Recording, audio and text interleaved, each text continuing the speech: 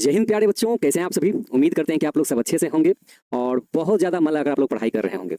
और यही बात है कि आप लोग बहुत लंबे टाइम से आप लोग अपने इंग्लिश क्लास का इंतजार कर रहे थे। तो फाइनली बच्चे, आज आपका यहाँ पर इंतजार खत्म होता है। हम दीपक शर्मा आपका तहे दिल से बहुत बहुत स्वागत करते हैं आपके अपने प्यारे से प्लेटफॉर्म पे, टारगेट बोर्ड पे। तो प्यारे बच्चे, सबसे पहले तो आई मिस्ड यू ऑल। हमने आपको बहुत ज़्यादा मिस किया, क्योंकि अपने लाइफ में हमारी जो ज़िंदगी है, एक टीचिंग लाइन की जो ज़िंदगी होती है टीचर की, बिना स्टूडेंट के कुछ नहीं है। वो आप लोग हैं तो आपके वजूद पे हमारा वजूद टिका हुआ है। ओके, तो फाइनली बच्चे, आज बहुत दिन बाद क्लास में हम आ चुके हैं और जहाँ पर हमने आपका चैप्टर छोड़ा था, जो टॉपिक चला था आपका प्रीपोजिशन का, उसके 7 क्लासेस हमने लिया था। और आई होप कि आपने उन सारे क्लासेस को अच्छे से, बहुत अच्छे ढंग से आपने एक बार रिवीजन किया होगा। थोड़ा ही किया होगा, है ना, लेकिन किया होगा, है ना। और आज बच्चे, आज का जो प्रीपोजिशन में आज का जो पार्ट है, पार्ट नंबर 8, इसमें आज हमने एक टॉपिक आपके लिए लाया है जो कि आपका है फिक्स्ड प्रीपोजिशन। अभी तक आपके जो भी प्रीपोजिशन के जो टाइप थे, preposition of place, preposition of direction, है ना, टाइम, ये सब हमने पढ़ा दिया था ऑलमोस्ट। तो आज की इस क्लास में हम लोग अपने फिक्स्ड वाले प्रीपोजिशन, जिसको हम लोग कहते हैं डिपेंडेंट प्रीपोजिशन कहते हैं, है ना, जो कि प्रीपोजिशन का टाइप नंबर 4 होता है। और कुछ बच्चे कह रहे हैं सर सब कुछ भूल गए हैं। क्यों भूल गए भाई? क्या लगा था आपको कि हम वापस नहीं आएंगे या आपसे पूछेंगे नहीं कि आपने रिवीजन किया कि नहीं किया? हाँ, और एग्जाम से इतना डर क्यों? हाँ, एग्जाम से कोई डर नहीं होना चाहिए, स्पेशली इंग्लिश से क्या डर इतना रहेगा। इंग्लिश तो हंसते खिलाते आपको हमने अभी तक पढ़ाया था, और हंसते खिलाते खिलाते बीच में थोड़ी इशू हो गई, बीमारी आ गई, तो क्या ही कह सकते हैं इसके बारे में अब। ओके, और चूंकि बच्चे हाँ चलिए, बहुत बढ़िया। कुछ बच्चे कह रहे हैं हाँ सर हमने रिवीजन किया है। सर हमने रिवीजन किया है, तो चलिए बहुत अच्छा आपने किया है। और अगर नहीं किया है तो घबराना नहीं है, आराम से जिस दिन आपको एक्स्ट्रा टाइम मिले कभी ना, तो प्रीपोजिशन के सारे वीडियोस को आप लोग क्या कीजिएगा, एकदम फास्ट फॉरवर्ड करके एक बार अपना बैकलॉग कंप्लीट कर लीजिएगा, ठीक है। चलिए, तो आज हम फाइनली अपने इस टॉपिक को स्टार्ट करते हैं। तो आज का बच्चे प्रीपोजिशन में, अगर आपने preposition of time, preposition of place, preposition of direction, आपने सब कुछ पढ़ा, लेकिन अगर आपने इस आज का जो टॉपिक है फिक्स्ड प्रीपोजिशन, है ना, डिपेंडेंट प्रीपोजिशन, अगर आपने इनको नहीं पढ़ा, हालांकि आप इनको एक्सेप्शन भी कह सकते हैं अपनी भाषा में, अपवाद, जो कि एग्जाम में अक्सर देखने को मिलता है, ये जो टॉपिक होते हैं, ये जो पॉइंट होते हैं। तो फाइनली आइए हम इसकी शुरुआत करते हैं बच्चे, डिपेंडेंट प्रीपोजिशन। चलिए, अभी देखिए बच्चे, आपके सामने हम ऐसे कुछ वर्ड्स लेकर के आने वाले हैं, ठीक ना। एक एक करके आपके सामने, नंबर बाय नंबर आपके सामने कुछ वर्ड्स आने वाले हैं, और जिनको देख करके ना हम आपसे बस ये पूछना चाहते हैं कि कौन से इंग्लिश वर्ड के बाद में, है ना, एक एक करके आपके सामने वर्ड्स आते रहेंगे और हम आपसे पूछते चलेंगे कि भैया बताओ इस वर्ड के बाद अगला प्रीपोजिशन क्या होता है। मतलब आज जो हमारा प्रीपोजिशन है वो फिक्स्ड होने वाला है। फिक्स्ड बोलने का मतलब है यहाँ पर कोई रूल काम नहीं करने वाला है, ठीक है। फिक्स्ड प्रीपोजिशन का मतलब ही होता है, सिंपली कह दिया है कि हमारा कोई रूल नहीं है, और ये इकलौता ऐसा प्रीपोजिशन है जो कहता है कि हम किसी रूल को नहीं मानने वाले हैं। आपको पढ़ना है तो पढ़िए, हम जैसे हैं हमको वैसे एक्सेप्ट कीजिए, तो हम आपके साथ एग्जाम में आपको सपोर्ट करेंगे। और अगर हमारे साथ रूल नियम लगाने की कोशिश की तो नंबर आपका हम कटवा देंगे, ये साफ साफ कह रहे हैं। हालांकि बेचारे बोल रहे हैं इनकी जगह पे, हम इनकी जगह पर बोल रहे हैं, ठीक है। तो आइए बच्चे, ये देखिए, अग्री वर्ड के देखते ही, मतलब आज यही होने वाला है, ठीक है ना, कि जैसे आपके सामने वर्ड्स रहेंगे, इसके बाद में, चूंकि प्रीपोजिशन क्या होता है ना, यहाँ देखिएगा, है ना, प्रीपोजिशन हमने पढ़ा था कि किसी नाउन या प्रोनाउन के स्थान के पहले आते हैं, प्रीपोजिशन पहले आने वाले हैं। लेकिन ये जो फिक्स वाले हैं ना, ये पहले भी आ सकते हैं, बाद में भी आ सकते हैं, बीच में भी आ सकते हैं। क्योंकि ये पहले अपना हाथ खड़ा कर चुके हैं, भाई हमको पढ़ना है ना, तो भैया रूल नियम कानून सब साइड रख के पढ़ना, ठीक है। चलिए सर आप ठीक हो गए। हाँ, अभी तो परसों छोटा सा एक ऑपरेशन था, जो किडनी में तार लगा था, उसको डॉक्टर साहब से हमने परसों रात में 10 बजे हॉस्पिटल गए थे, निकलवा लिया था।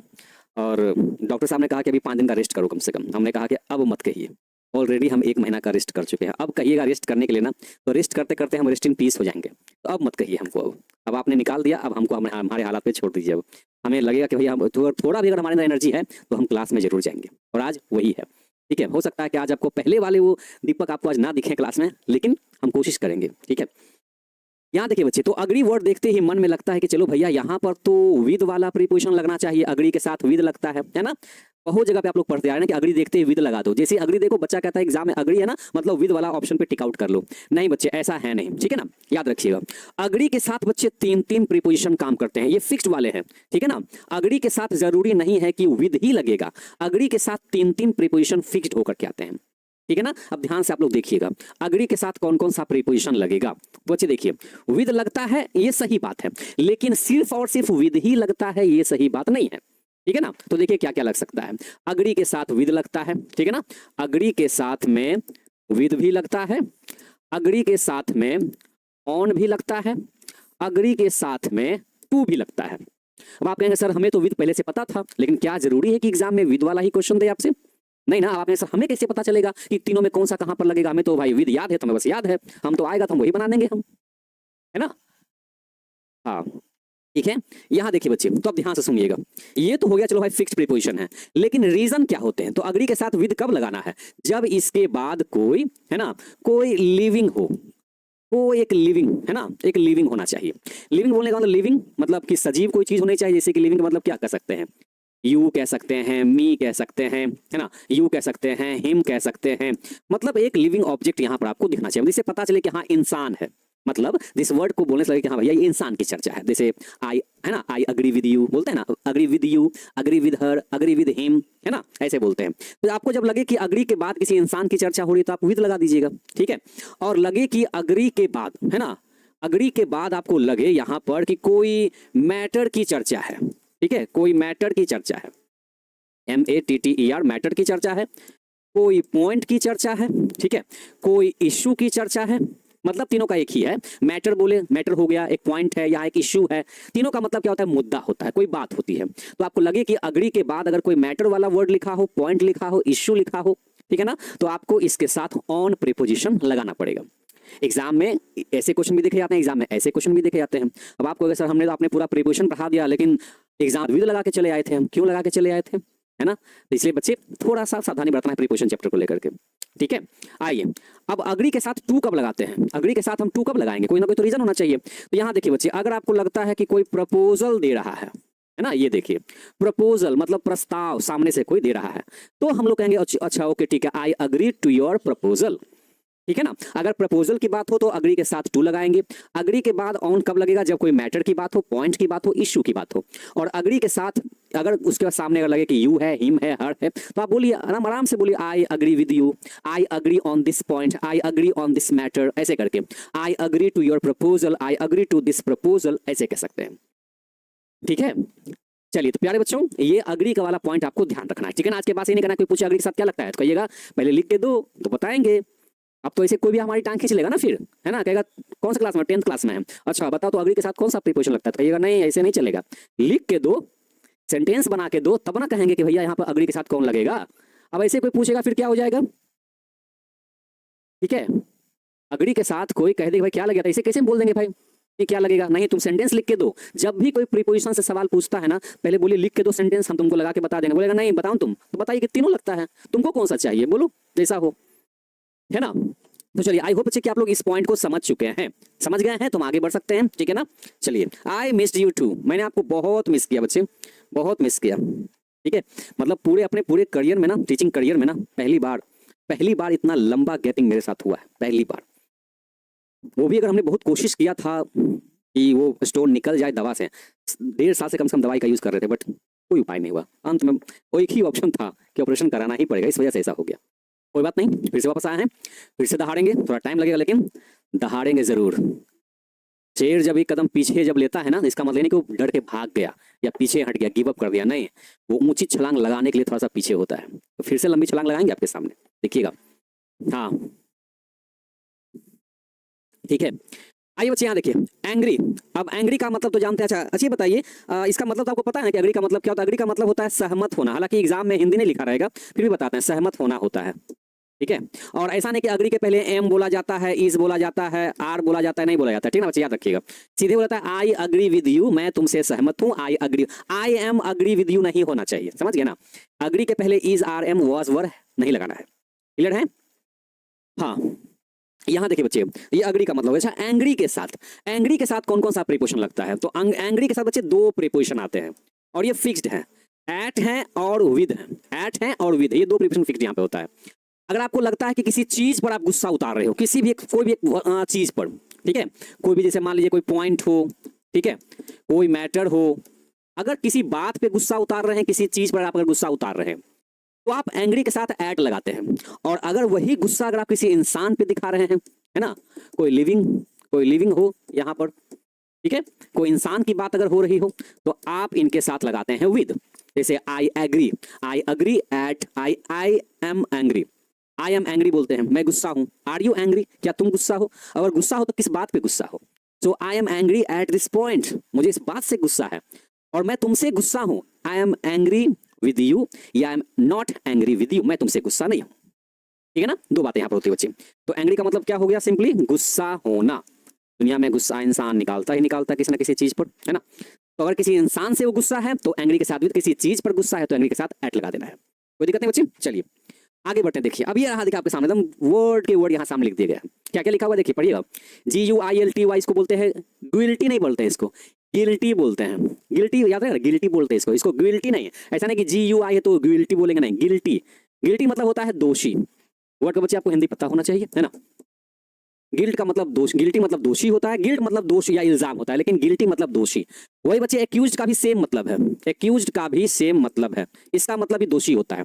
अच्छा, अशेम्ड का मतलब होता है शर्मिंदा, लज्जित, लज्जित कहेंगे इसको, या इनको शर्मिंदा कह सकते हैं, है ना।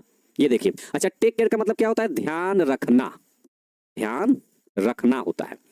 अवेयर का मतलब होता है पता होना, है ना, कोई चीज के बारे में जानकारी होना, पता होना। बीवेयर का मतलब होता है सावधान होना, है ना, क्या होता है, सावधान होना, सावधान होना होता है। और डाइड का मतलब तो पता है बच्चे, क्या होता है, मर जाना होता है, मरना, मर जाना होता है। ठीक है, ओके। अब ये बच्चे आपके सामने जितने भी प्रीपोजिशन आपको दिखाई दे रहे हैं ना, ध्यान से बच्चे देखिएगा, इनके साथ आप कौन सा प्रीपोजिशन अगर एग्जाम में आए तो आपको लगाना पड़ेगा, या अगर आप पहले से लगाते आ रहे होंगे तो कौन सा प्रीपोजिशन आप लगाना चाहेंगे। चार ऑप्शन में से कौन सा ऑप्शन। ठीक है, ओके। तो बच्चे यहाँ देखिएगा, guilty, accused, ashamed, take care, aware, beware, diary, सब फेमस वर्ड हैं, एग्जाम में रिपीट होते रहते हैं, समझ गए ना। इसलिए हम चुन चुन करके आपके सामने लेकर के आए हैं। तो एक बार में पूछिए इनके साथ कौन सा प्रीपोजिशन लगता है, तो जब भी किसी सेंटेंस में लिखे मिले आपको ना, तो समझ जाइए यहाँ पर। अब सुनिए बच्चे क्या लगाना है, इन सब के साथ देखिए, ठीक है, यहाँ देखिए, इन सब के साथ एक ही प्रीपोजिशन काम करता है और वो है बेचारा छोटा सा ऑफ। क्या है, ऑफ है, ठीक है ना। जैसे he was guilty of theft, उस पर चोरी का इल्जाम लगाया गया, है ना, दोषी करार किया गया। He was accused of theft, तो ऑफ का यूज करेंगे। यहाँ देखिए, अशेम्ड ऑफ योर सेल्फ, खुद पे शर्मिंदगी महसूस करो। He was ashamed of himself, उसको खुद पर शर्मिंदगी महसूस हो रही थी, वो खुद पर ही शर्मिंदा था, एक अशेम्ड था वो। ठीक है, take care of your health, बोलता है ना, take care of your health, अपने स्वास्थ्य का ध्यान रखिएगा। और ये बहुत जरूरी बात है, ये अपने स्वास्थ्य का ध्यान आप जरूर से रखिए। ठीक है, हम लोग तो टीचिंग लाइन में हैं जब से, तो हम लोग उतना ध्यान नहीं रख पाते हैं। ठीक है, लेकिन अब कोशिश करेंगे भैया कि साथ में पढ़ाते के साथ साथ थोड़ा सा सेहत का भी ध्यान रखने का। ओके, पानी वानी थोड़ा ज़्यादा पीने की कोशिश हम कर रहे हैं इधर, ताकि दोबारा इस झंझट में हम ना पड़े। ठीक है, बहुत टॉर्चर है भैया, एकदम ऑपरेशन 3rd डिग्री का टॉर्चर लगता है जैसे। टेक केयर, ध्यान रखना बच्चे, तो take care of your self, है ना, take care of your health. Aware का मतलब पता होने से, I was aware of your misconduct, है ना, मुझे तुम्हारी करतूतों के बारे में पहले से ही पता था, आई वॉज अवेयर, है ना। तो अवेयर के साथ भी ऑफ लगाते हैं, I was aware of your misconduct, है ना। यहाँ देखिए, beware, beware of pick pockets, देखिए बस में लिखा होता है, बस में, ट्रेन में लिखा होता है, बिवेयर ऑफ पिक पॉकेट्स, मतलब जेब कतरों से सावधान, जेब कतरों से सावधान। ठीक है, तो अवेयर हो, बिवेयर, देखिए बच्चे वर्ड मिलता जुलता है ना, दोषी देखिए, है ना, दोषी, शर्मिंदा, है ना, इल्जाम, ठीक है, ध्यान रखना। ये देखिए अवेयर, बिवेयर, देखिए एक जैसा लगता है, अवेयर, बिवेयर, है ना। डाइड, अच्छा बच्चे, डाइड के साथ भी ऑफ कब लगाना है, जब कोई बीमारी से अगर किसी की मौत होती है ना, बीमारी से अगर मौत होती है तब, यहाँ लिख देते हैं, मर जाना, किससे, किसी बीमारी से। ठीक है, किसी बीमारी से अगर किसी की मौत हो ना, तो डाइड के साथ कौन सा प्रीपोजिशन आएगा, तो बच्चे यही वाला प्रीपोजिशन। मतलब अकेले सोचिए, इतना बड़ा, है ना, प्रीपोजिशन चैप्टर है, देखिए बताइए, इन सारे वर्ड्स को अकेले संभाले हुए, देखिए, है ना, यही बेचारा संभाले हुए है इन सब को। तो एग्जाम में सब वर्ड्स बहुत ज्यादा देखने को मिलते हैं, चाहे 9th 10th 11th 12th किसी भी क्लास के बच्चे हो, अगर प्रीपोजिशन पढ़ते हैं तो इन सारे वर्ड्स को जरूर, मतलब पढ़ते ही पढ़ते होंगे, इसमें कोई डाउट नहीं है। ठीक है ना, हाँ ठीक है बच्चे। चलिए यहाँ देखिए, तो बच्चे याद रहेगा ना, guilty, accused, ashamed, take care, इनके बाद कौन सा प्रीपोजिशन लगेगा, तो आप ये वाले पॉइंट पे टिक आउट कीजिएगा एग्जाम में। ओके, चलिए आगे बढ़े, shall we go ahead. Okay, number 10 and number 11 दो वर्ड आपके सामने है, कौन कौन से हैं, एक आपका देखिए इंटरेस्ट है और दूसरा क्या है, टेस्ट है। अब ये दोनों वर्ड आपस में ना मिलते जुलते हैं, कैसे बताते हैं आपको, देखिए दोनों का मीनिंग ना सेम होता है। ठीक है, अब चूंकि हम लोग बोलचाल की भाषा में ये वाला जो वर्ड है बहुत कम यूज करते हैं, लेकिन जो इंटरेस्ट वाला वर्ड है वो बहुत ज्यादा यूज करते हैं। जैसे बोलते हैं आर यू इंटरेस्टेड, बोलते हैं ना, are you interested, she has no interest, है ना, उसको इस बात में कोई इंटरेस्ट नहीं है।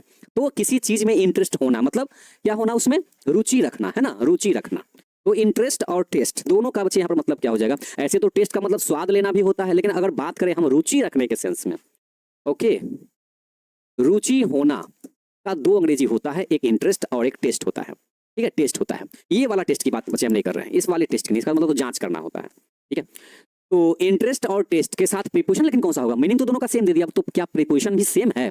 नहीं, याद रखिए बच्चे, इंटरेस्ट के साथ याद रखना क्या हमें कि इंटरेस्ट के साथ अगर प्रीपोजिशन लगाने की बारी आएगी तो साथ में इन चलेगा, और अगर टेस्ट के साथ अगर प्रीपोजिशन लगाने की बारी आएगी तो वो फिर इन काम नहीं करेगा। हमें ऐसा लग सकता है कि अगर वर्ड सेम है, मीनिंग वर्ड्स अलग हैं, डिफरेंट है, लेकिन मीनिंग सेम है, तो क्या प्रीपोजिशन भी सेम हो सकता है? बट ऐसा है नहीं, ऐसा नहीं है। ठीक है ना बच्चे, और ऐसे में धोखा हो जाता है, फिर लगे भाई मीनिंग तो सेम है तो प्रीपोजिशन भी सेम ही होता होगा ना, लेकिन ऐसा नहीं है। ठीक है, तो टेस्ट के साथ में क्या लगाना होता है? फोर लगाना होता है। अब देखिए दोनों का सेम मीनिंग देखिएगा, जैसे आई हैव इंटरेस्ट या I am interested, I am interested in English language, ठीक है ना, I am interested in this project, ठीक है, इंटरेस्टेड का क्या लगाया? इन लगाया। आप इसी बात को टेस्ट का वर्ड यूज करके भी कह सकते हैं, जैसे I have test for English, मतलब देखिए जो चीजें आप ज्यादा बहुत ज्यादा यूज करते हैं तो जुबान पे चढ़ा रहता है, interested in, are you interested in, are she is interested in, ऐसे बोलते हैं, लेकिन उसकी जगह पे अगर टेस्ट वाला वर्ड अगर कोई पूछ दे तो इसका मतलब भी सेम होगा, लेकिन प्रीपोजिशन फोर लगेगा। क्लियर है? चलिए ठीक है बच्चे, हाँ आगे बढ़ते हैं बच्चे। यहां देखिए एक वर्ड है फेल। फेल का मतलब क्या है? एक्चुअली फेल वर्ड से क्या मतलब, फॉल से फेल बना है। फॉल का मतलब होता है गिरना। क्या होता है? किसी चीज पर से गिरना। अच्छा, कोई किसी चीज के ऊपर से नीचे भी गिरता है और कोई किसी चीज के अंदर भी गिर सकता है। तो फेल के साथ ना बच्चे कोई एक प्रीपोजिशन काम नहीं कर सकता है। फेल के साथ देखिए आपको हम कितना तरह का प्रीपोजिशन लगाते हैं, देखिएगा यहाँ पर।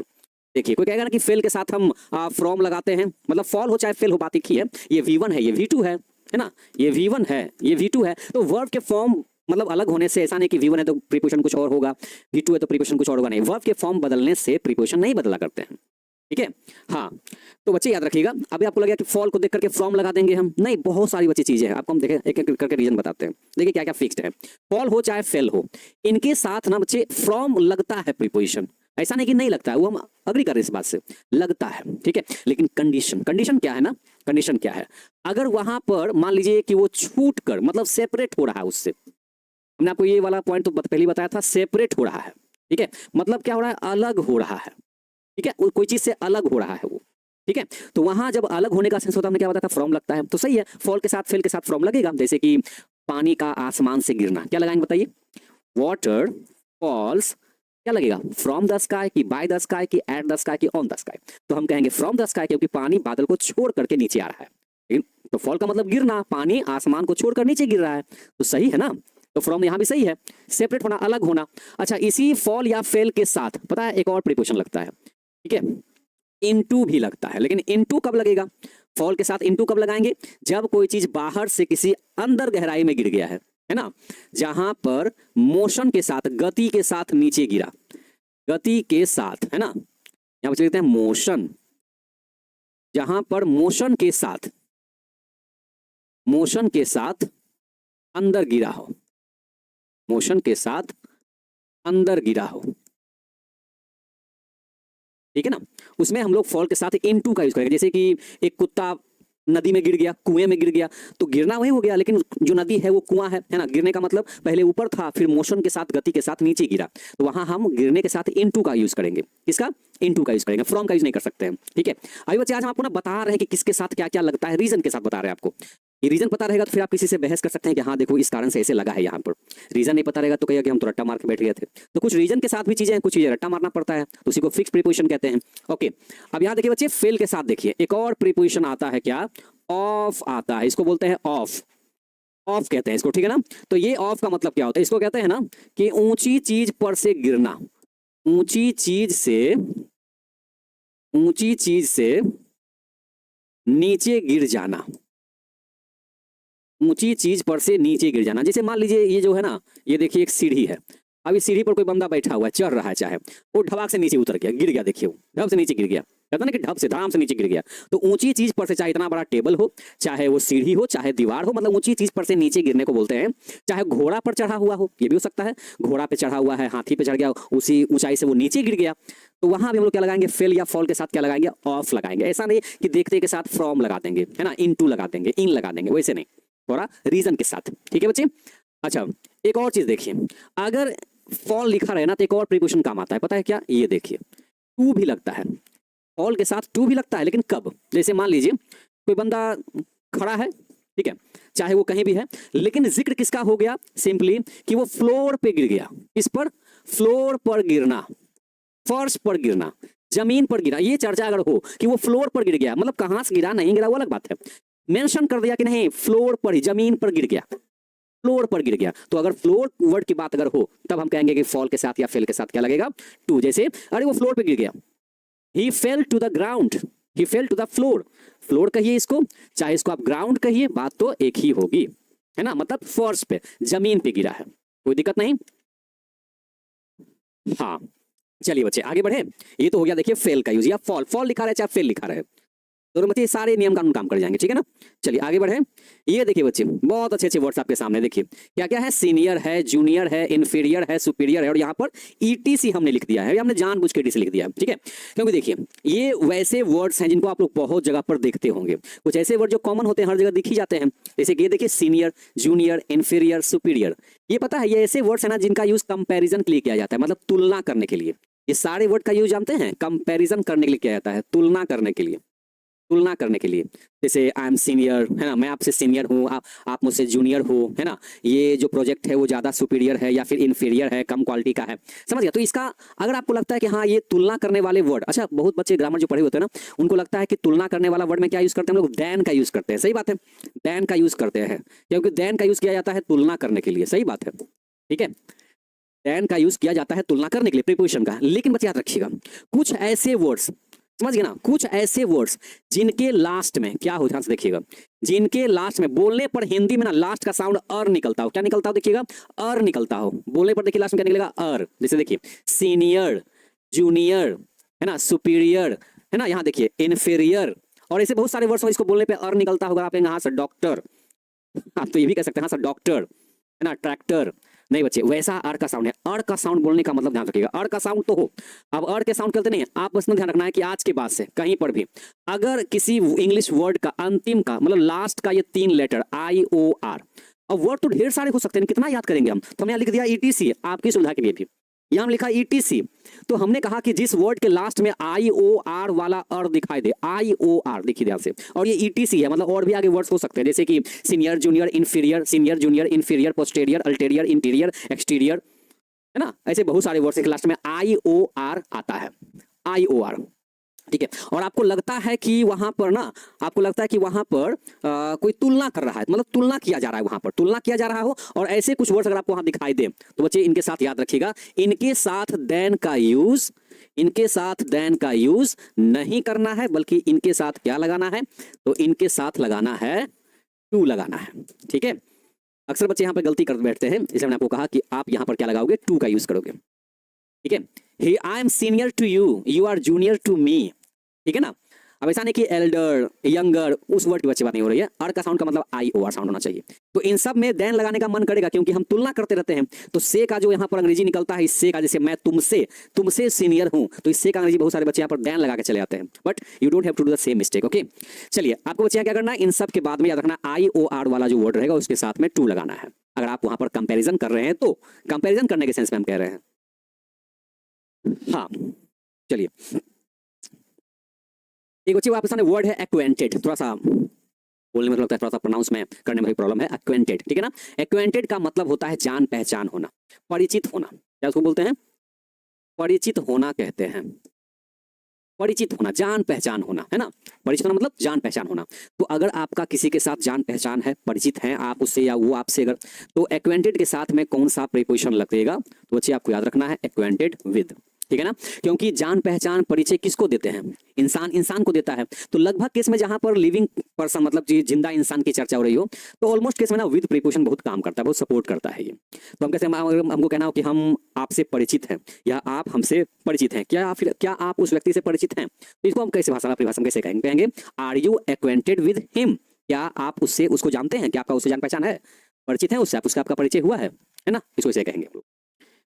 अभी बच्चे आपको आज हमने जो करा रहे हैं ना, आज हम करा रहे हैं आपको रीजन के साथ, वर्ड के साथ आपको प्रीपोजिशन दे रहे हैं, आज जितना भी वर्ड आपके सामने आ जाएगा आज से कल तक में उसका एक बार टेस्ट लेंगे, पूरे प्रीपोजिशन चैप्टर का एक टेस्ट चलेगा, एक टेस्ट लेंगे प्रीपोजिशन का, जिसमें preposition of place, preposition of time, preposition of direction, ठीक है, पोजीशन, और ये डिपेंडेंट वाला, फिक्स वाला, ये सब मिक्स करके आपके सामने लाएंगे, ठीक है। एक वो अंतिम क्लास चलेगा प्रीपोजिशन का, तब फिलहाल अभी आप नॉलेज लीजिए जितना ले सकते हैं।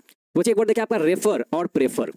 रेफर का मतलब होता है रेफरेंस किसी के बिहाफ में, किसी के संदर्भ में, है ना। और प्रेफर का मतलब होता है किसी दो में से किसी एक चीज को थोड़ा ज्यादा तवज्जो देना, मतलब दो में से किसी एक चीज को ज्यादा पसंद करना, उसको बोलते हैं प्रेफर करते हैं। रेफर का मतलब किसी के संदर्भ में, है ना, किसी के रेफरेंस में। और ये होता है प्रेफर। प्रेफर का मतलब दो में से कोई एक चीज ज्यादा पसंद करना। जैसे कि अगर हमें दोनों चीज पसंद है, मान लीजिए कि हमें चाय पसंद है और हमें कॉफी, दोनों चीजें पसंद है, तो फिर हमसे कोई पूछा जाए ना कि दोनों तो ठीक है, बट दोनों में से अगर दोनों सामने रहे तो पहले क्या पीजिएगा, दोनों में पहला कौन सा पसंद होगा। तो जहां पर इस तरह की बातें होती है वहां वर्ड आता है प्रेफर। ठीक है, तो बच्चे रेफर हो चाहे प्रेफर हो, बच्चे इन दोनों का मतलब ठीक है अलग अलग भले, लेकिन प्रीपोजिशन दोनों का सेम है। क्या लगेगा, ये दोनों वर्ड टू लेकर के आएगा। क्या लेके आएगा, टू लेकर के आएगा। तो रेफर टू चाहे प्रेफर टू, सब वर्ड को देखते एग्जाम में टू लगा देना है, सोचना भी ज्यादा नहीं कुछ है। ठीक है, ओके यहाँ देखिए बच्चे आपके सामने वर्ड आया है वीक और गुड। वीक और गुड मतलब देखिए क्या है ना, यहाँ पर बच्चे ध्यान से देखिएगा। गुड और वीक, गुड का मतलब होता है अच्छा, है ना, और वीक का मतलब होता है कमजोर। जानते ही हैं आप, कहने से सप्ताह होता है तो सप्ताह वाला बच्चे वर्ड कोई और होता है, उसमें WEE के होता है। ये वीक नहीं बच्चे, ये तो सप्ताह की बात हो रही है, ये तो सप्ताह वाला वीक है। ठीक है ना, चलिए तो इस वीक का मतलब कमजोर और इस गुड का मतलब अच्छा। तो दुनिया में अगर आप किसी भी चीज में अगर आप अच्छे हैं तो आप हिंदी में क्या कहिएगा, नहीं कहिएगा कि मैं अंग्रेजी में अच्छा हूं, मैं मैथ में अच्छा हूं, ऐसे हिंदी में कैसे कहिएगा, मैं अंग्रेजी में अच्छा हूं, मैं मैथ में अच्छा हूं, वो खाना बनाने में अच्छी है, माहिर है, आप ऐसा कह सकते हैं, है ना। तो दुनिया के किसी भी अगर काम में आप अगर अच्छे हैं, एक्सपर्ट हैं, मतलब आप समझ गए ना, अच्छे हैं, बहुत अच्छे आप हैं, तो बच्चे याद रखिएगा कि अगर आप उस किसी काम में अच्छे हैं, ठीक है ना, तो आप दुनिया के किसी भी काम में अगर आप अच्छे हैं तो यहां पर प्रीपोजिशन क्या आएगा बच्चे, यहां प्रीपोजिशन आपका आएगा एट। और दुनिया के किसी भी काम में अगर आप क्या हैं, कमजोर हैं, वीक हैं, किसी भी काम में, अंग्रेजी में, खाना बनाने में, कुछ किसी भी चीज में, तो बच्चे याद रखिएगा क्या लगाना है, इन लगाना है। और अक्सर हम एग्जाम में जब ये क्वेश्चन पूछा जाता है ना, चाहे वो किसी भी एग्जाम में पूछे, तो बच्चे लोग क्या करते हैं, हिंदी निकालने लगते हैं। जैसे मान लीजिए एक सेंटेंस हम यहाँ पर एग्जाम्पल आपको दिखाते हैं, देखिए बहुत एकदम कॉमन मिस्टेक है ये। जैसे she is good dash cooking, या फिर कुकिंग की जगह मान लीजिए लिख देंगे हम इंग्लिश, चाहे कोई चीज है, मतलब किसी चीज में अच्छी है। हिंदी बच्चा क्या निकालेगा, ही निकालेगा ना, शी इज गुड, वो लड़की अच्छी है ना, किसमें, तो खाना बनाने में, चाहे अंग्रेजी में, चाहे मैथ में, चाहे टॉकिंग करने में, बात करने में, है ना। तो दुनिया के किसी काम में वो अच्छी है, तो हिंदी क्या निकाल रहे हैं आप कि वो अच्छी है किस में। तो इस में का अंग्रेजी बच्चे क्या लगा देंगे, सिंपली जानते हैं कि भैया में का अंग्रेजी तो इन होता है, तो बच्चे सिंपली क्या करेंगे, इन लगा के चले जाएंगे एग्जाम में, इन लगा के चले आएंगे। और जैसे ही गुड के साथ इन लगा के आएंगे वैसे ही 1 मार्क्स आपका गया। मतलब 50 ग्रामर का अगर क्वेश्चन अगर आपने बनाया तो 1 नंबर तो कट गया, ऐसे ही आपका 49 हो जाएगा फिर, है ना। तो फिर क्या फायदा प्रीपोजिशन चैप्टर पढ़ने का। तो आइए देखते हैं गुड के साथ क्या लगेगा। तो एट बच्चे आज के बाद कभी भी कहीं पर भी गुड के साथ एट लगाना है। हाँ पता है कि उसका हिंदी दोनों का में होता है, कोई कहेगा कि अरे भाई में का अंग्रेजी एट कैसे हो गया, इन होता है ना, गुड के साथ इन लगाएंगे, good in English, good in mathematics, आप करना नहीं, ये डिपेंडेंट प्रीपोजिशन है, जैसा कहेगा वैसे याद करना पड़ेगा। ठीक है, और अगर कमजोर है तो आप इन लगाइए ना, क्या दिक्कत है, कोई दिक्कत नहीं। She is weak in mathematics, तो कमजोर है, इन लगा देंगे। ठीक है, चलिए बातें समझ में आ गई। ओके, तो ऐसे देखिए एग्जांपल आपके एग्जाम में लिखे होते हैं, ऐसे क्वेश्चन आपके साथ होते हैं, तो इनके बाद कौन सा प्रीपोजिशन आएगा। If you have the reason then put the appropriate preposition, if you don't have the knowledge about any preposition chapter any topic then you can't deal with it, है ना। चलिए आगे बढ़ते हैं बच्चे, थोड़ा सा और आगे बढ़ते हैं। यहाँ देखिए बच्चे लिखा हुआ क्या है, expert, at home, believe, faith, trust, count. अच्छा, एक्सपर्ट और एट होम इन दोनों का मतलब क्या है। पर एक्सपर्ट मतलब जानते हैं आप लोग ना, एकदम माहिर होना, क्या होता है, माहिर है ना। और एट होम का मतलब भी क्या होता है, जैसे कि वो माहिर होता है। हाँ, ऐसा नहीं कि एट होम का मतलब बोलेगा घर पर है, शी इज एट होम मतलब वो घर पर है। लेकिन अगर वो किसी चीज में माहिर है, पारंगत है, समझ गए ना, दुनिया के किसी भी काम में अगर वो एक्सपर्ट है, माहिर है, तो एक्सपर्ट अगर एग्जाम में वर्ड आएगा तो आप लोग तुरंत लगा दीजिएगा। क्यों, क्योंकि एक्सपर्ट के साथ तो इन तुरंत लगा दीजिएगा आप लोग, एक्सपर्ट के साथ आपने इन लगाना ही होता है, एक्सपर्ट के साथ में इन लगता है, सही बात है। लेकिन एक्सपर्ट का एक और अंग्रेजी होता है जिसको बोलते हैं एट होम। अब ये एट होम सिर्फ नहीं, इसके साथ में जब इन लगेगा ना तब इसका हिंदी होगा माहिर। जैसे अगर आपको कहना हो ना, इफ यू हैव टू से कि मैं खाना बनाने में पारंगत हूं, मतलब एकदम माहिर हूं, तो आप इसको ऐसे कह सकते हो, I am good at cooking, good के साथ एट लगा सकते हो। इसी बात को दो और तरीके से कह सकते हो, I am expert in cooking, आप वहां इन लगा सकते हो। आप इसको ऐसे भी कह सकते हो, आई am at home in cooking, आप इसको ऐसे भी कह सकते हैं, आई एम एट होम। इतना बोल के अगर चुप हो जाइए तो मीनिंग क्या निकलेगा? अगर आप कहते हैं आई एम एट होम तो क्या मीनिंग निकलेगा? मैं अभी घर पर हूं, मतलब मैं अभी घर के अंदर हूं। बट आपने कहा I at home in, I am at home in cooking, in English, in mathematics, तो इसका मतलब हो जाएगा माहिर होना। ठीक है बच्चे, तो याद रखिएगा एक्सपर्ट की जगह पे आप चाहें तो इन 3 वर्ड का यूज कर सकते हैं, eight home in, she is eight home in cooking, वो खाना बनाने में माहिर है।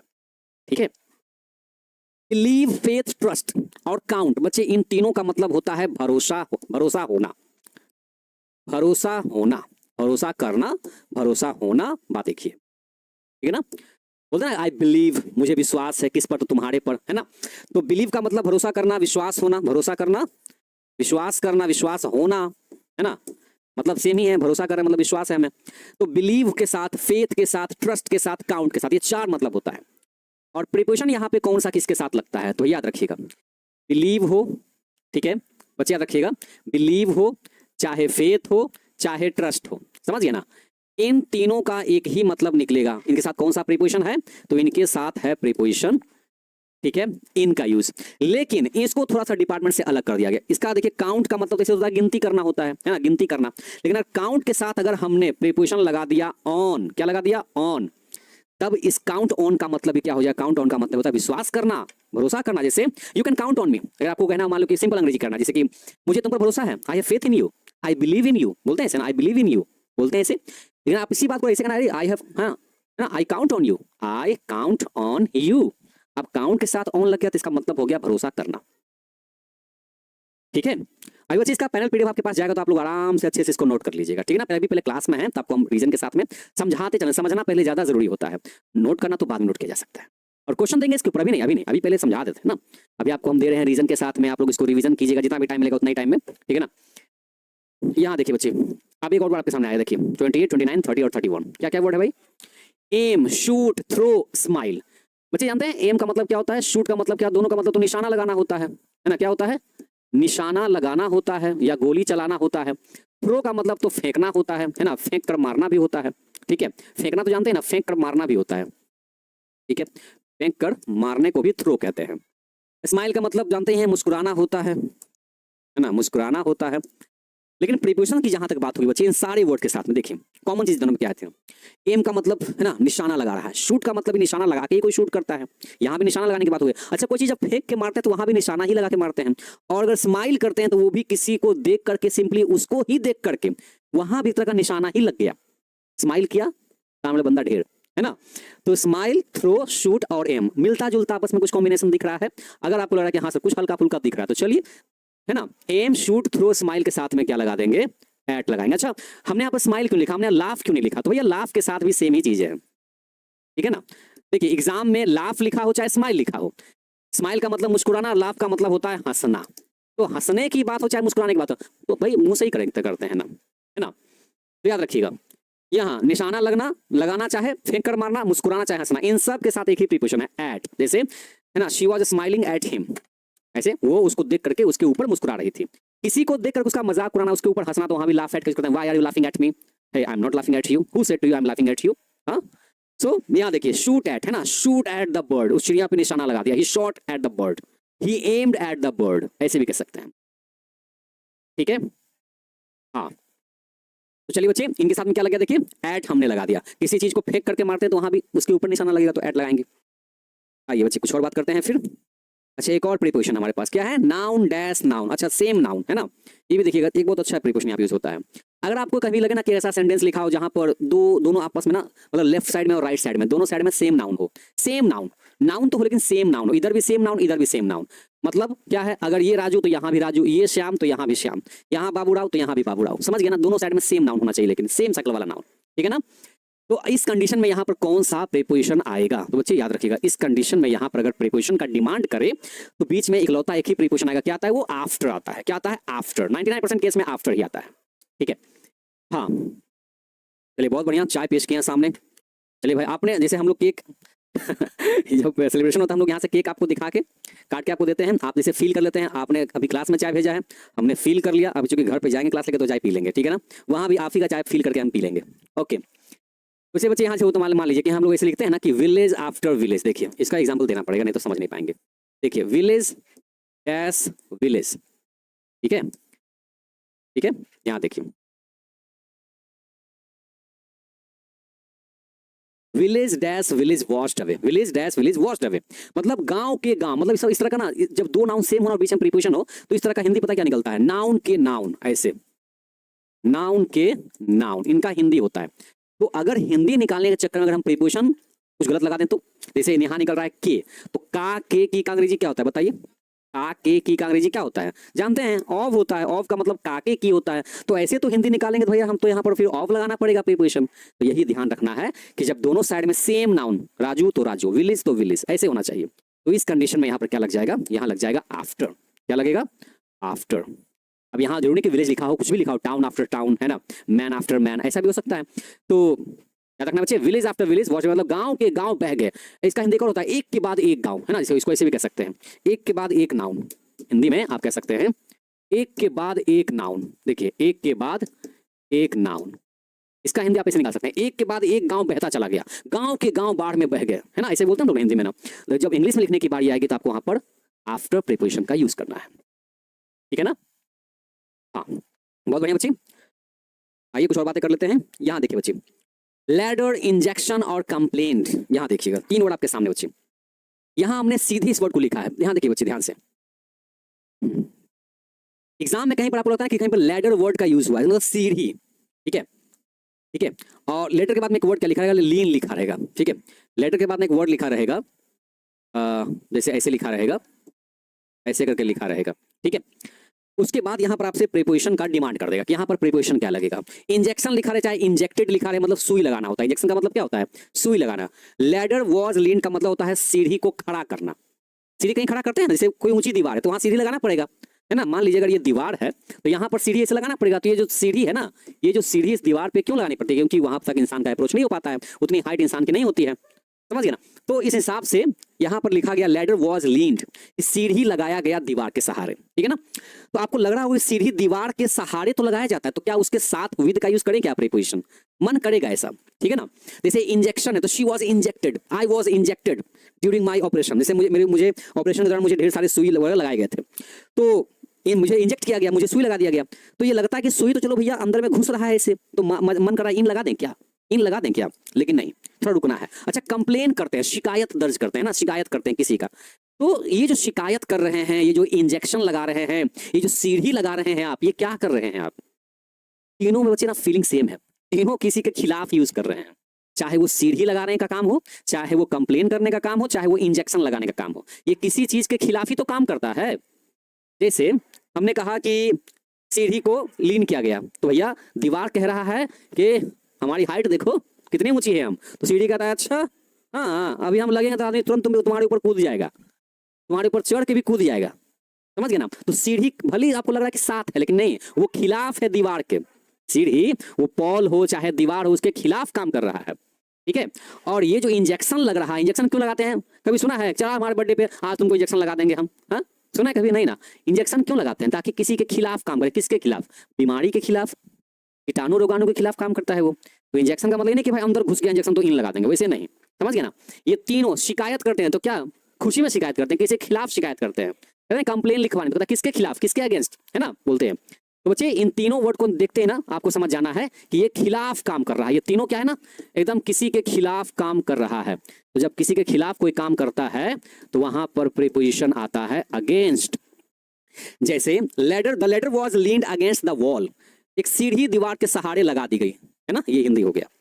I was injected against corona virus, ऐसे बोल सकते हैं, है ना। शी कंप्लेन्ड अगेंस्ट मी, उसने मेरे खिलाफ शिकायत दर्ज कर दी, शिकायत कर दी वो, ठीक है।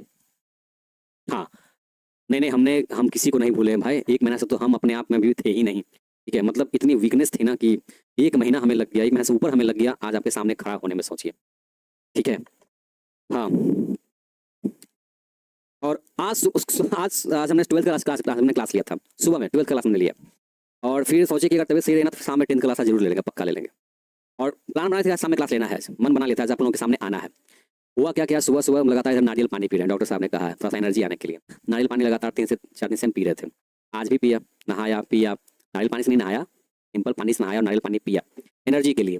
दोपहर आते आते बुखार लग गया, ठंड वैसा महसूस होने लग गया। अब लगा भैया आज क्लास हम ले पाएंगे कि नहीं पता नहीं, फिर भी तेल, सरसों तेल बोला घर में गर्म कीजिए भाई, माथा पर लगा करके भाई मालिश कर दीजिए, आज क्लास में हमको जाना है किसी हाल में, तो आपके सामने अवेलेबल हो गया। ठीक है, तो बच्चे लैडर, इंजेक्शन और कंप्लेंट, ये तीनों के खिलाफ काम करता है, तो आपको अगेंस्ट लगा देना है।